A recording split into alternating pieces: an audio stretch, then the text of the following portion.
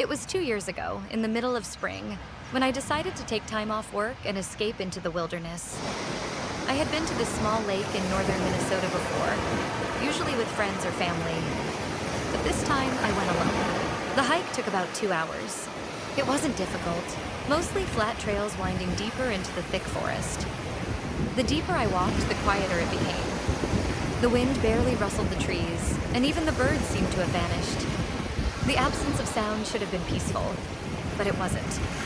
It was oppressive, smothering, like the forest was holding its breath.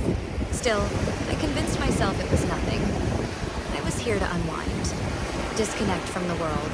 I found a nice spot nestled a little ways into the woods, close enough to hear the soft lapping of water against the shore, but far enough to feel completely alone. It was beautiful, peaceful. I set up my tent, unfolded my chair, popped open a beer, and let the solitude sink in.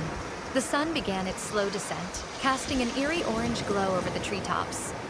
Shadows stretched long across the ground, reaching like fingers. I built up a small fire and leaned back in my chair, staring into the flames. But as the sky darkened, a strange feeling crept over me. I felt like I was being watched. It wasn't immediate. It started as a slight itch in the back of my mind, a weight pressing against my chest.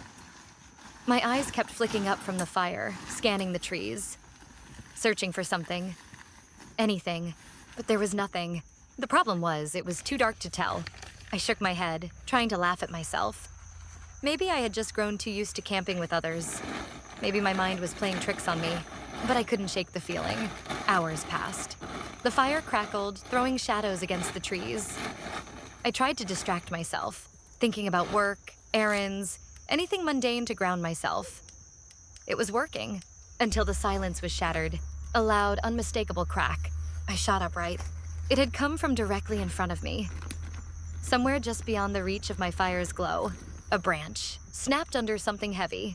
I held my breath. Nothing. The sound had echoed, making it impossible to pinpoint exactly where it came from. My grip tightened around the can of bear spray in my lap. "Hello?" I called, my voice cutting through the silence. No response. The woods remained eerily still. If it were an animal, I would have heard more rustling, leaves crunching, the sounds of movement. But there was nothing. The fire suddenly felt like a spotlight, illuminating me while the rest of the woods stayed pitch black. I fumbled for my flashlight, my hands stiff and clumsy. Finally, I clicked it on and aimed it at the trees. Nothing, just empty woods. But my skin prickled. My instincts screamed that something was there. I turned back to the fire, tossing in more wood, making it burn brighter. Every few minutes, I flicked my flashlight on, scanning the tree line. Then, on one of those sweeps, I saw it. At the farthest edge of the light's reach, just barely visible, a figure. Tall, too tall. My breath hitched.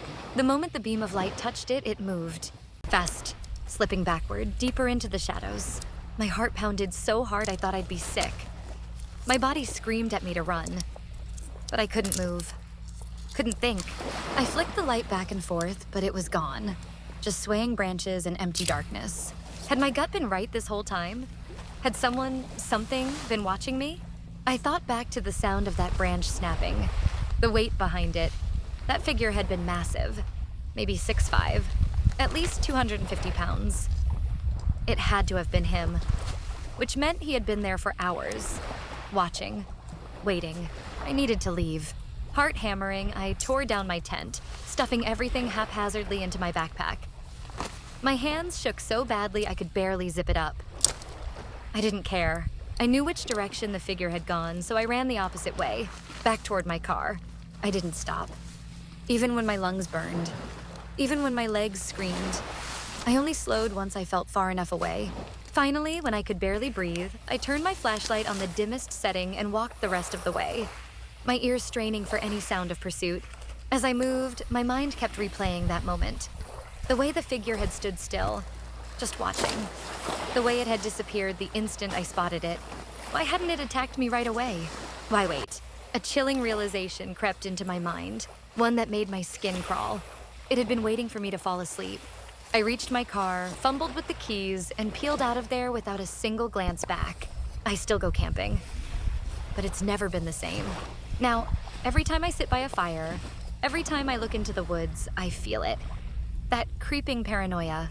That feeling that somewhere, just beyond the firelight, something is watching. I tell myself it's just in my head.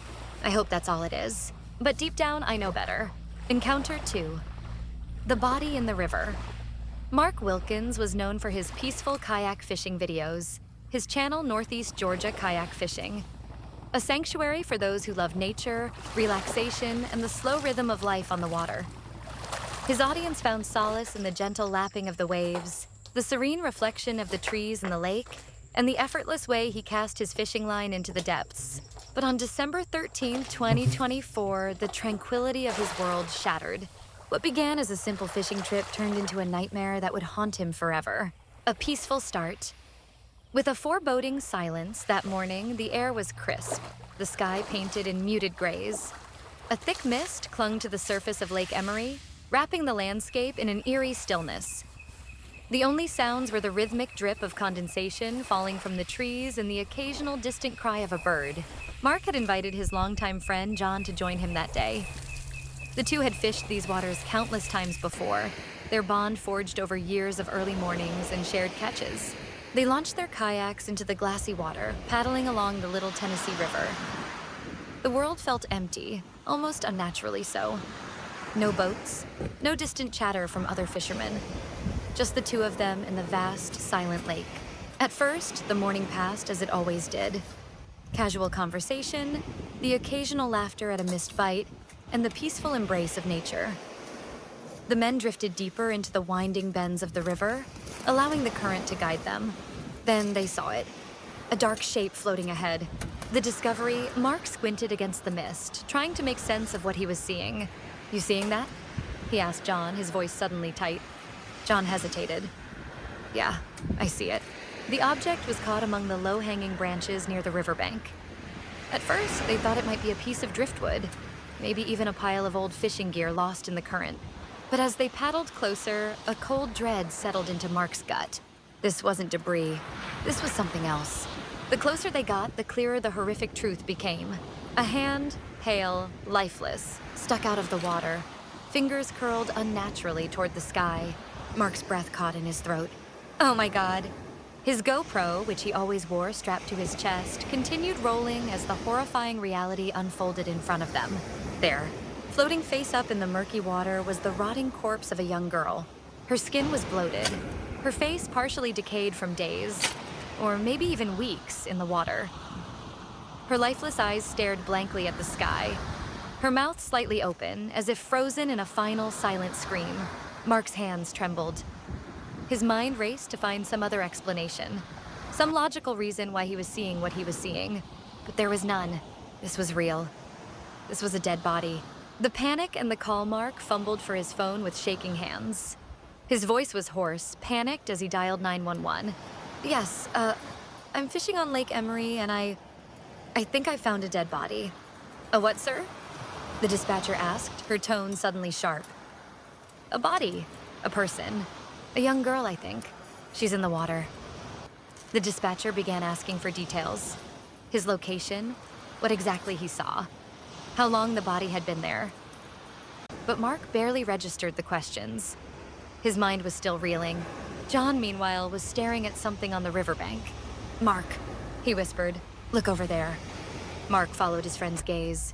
Not far from the body, a single pair of Crocs, small, child-sized, and eerily untouched, sat neatly on the shore. His stomach lurched.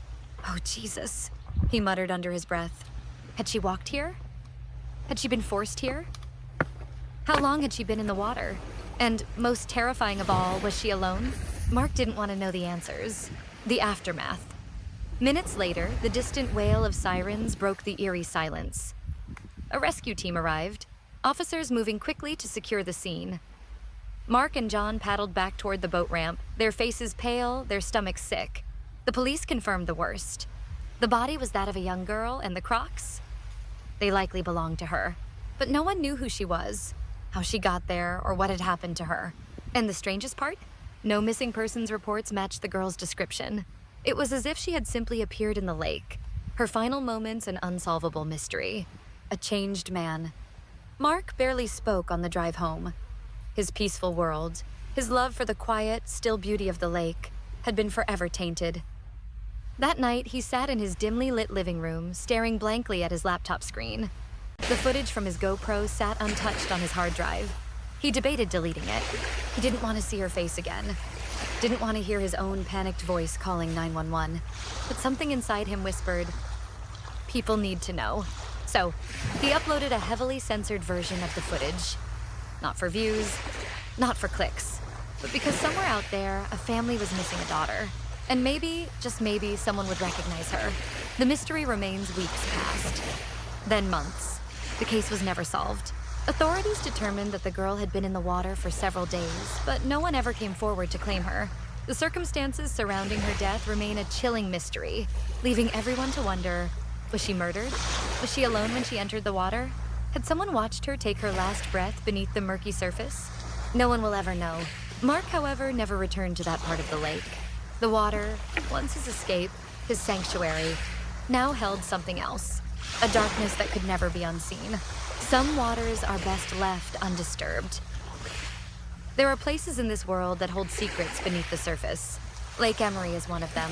If you ever find yourself paddling through its misty waters, be careful what you find, because some things are never meant to be uncovered. Would you have investigated the body? What do you think happened to the girl? Let us know your thoughts in the comments below, and stay tuned for the next terrifying encounter.